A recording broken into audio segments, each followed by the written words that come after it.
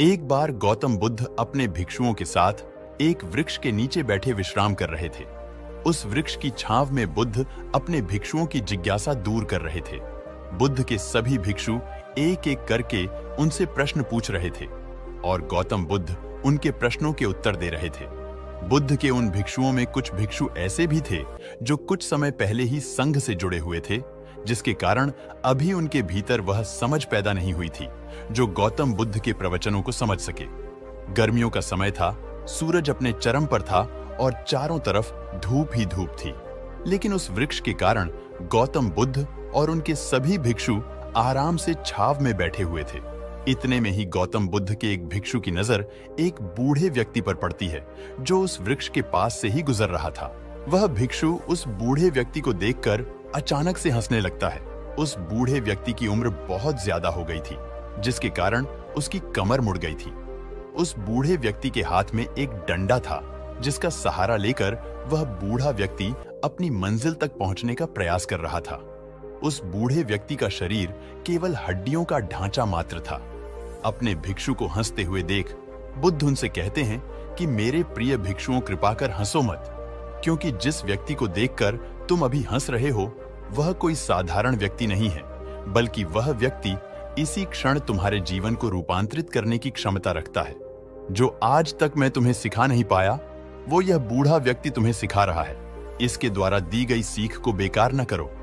बुद्ध की यह बात सुनकर वह भिक्षु बुद्ध से कहता है कि मुझे क्षमा करें बुद्ध, पर मुझे समझ नहीं आ रहा है कि एक बूढ़ा व्यक्ति जो खुद अपने शरीर और अपनी बीमारियों से लाचार है, वो मुझे क्या सिखा सकता है। फिर बुद्ध उस भिक्षु से कहते हैं कि यह बूढ़ा व्यक्ति तुम्हें तुम्हारा भविष्य दिखा रहा है।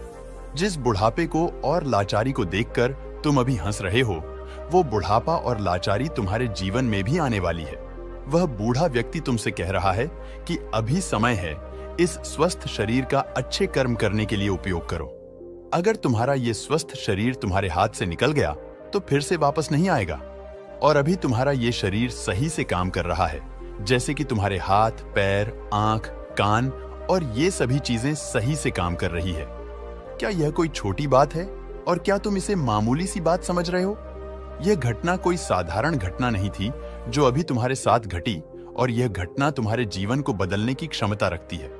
ठीक इसी तरह की घटना ने मेरा जीवन बदला था, और इस तरह की घटना के कारण ही मैं आज बुद्ध हूं। फिर वह भिक्षु बुद्ध से कहता है कि क्षमा करें बुद्ध, परंतु मेरे मन में यह विचार ही नहीं आया कि मैं उस बूढ़े व्यक्ति से कुछ सीख सकता हूं। उसे देखकर केवल मुझे हंसी आ गई। फिर बुद्ध ने कहा, ऐसा इसलिए हुआ क्योंकि तुम्हें अपने भीतर कहीं ना कहीं लगता है कि जिस स्थिति में आज वह बूढ़ा व्यक्ति है, उस स्थिति में तुम कभी नहीं आओगे। जिस बुढ़ापे का और लाचारी का सामना आज वो बूढ़ा व्यक्ति कर रहा है, तुम्हें लगता है कि उसका सामना तुम कभी नहीं करोगे। इसीलिए तुम उस बूढ़े व्यक्ति को देखकर हंस पाए। तुमने सच्चाई को नजरअंदाज कर दिया।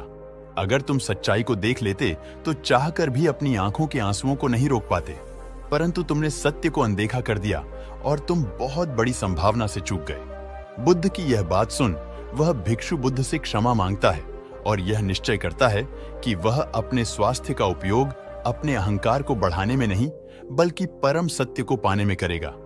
दोस्तों, जो लोग इस वीडियो को देख रहे हैं, हो सकता है कि आप बड़ी से बड़ी समस्याओं में हो, या हो सकता है कि आप परेशानियों में हो, लेकिन फिर भी आप एक बात को हमेशा ध्यान में रखना कि जब तक आपका स्वास्थ्य ठीक है, तब तक आप किसी भी बड़ी से बड़ी समस्या से बाहर आ सकते हैं। इसीलिए गौतम बुद्ध ने कहा है कि हमारा स्वास्थ्य हमारा सबसे बड़ा उपहार है जो हमें इस सृष्टि से मिला हुआ है। इसीलिए इसका उपयोग सही से करें। नमो बुद्धाय।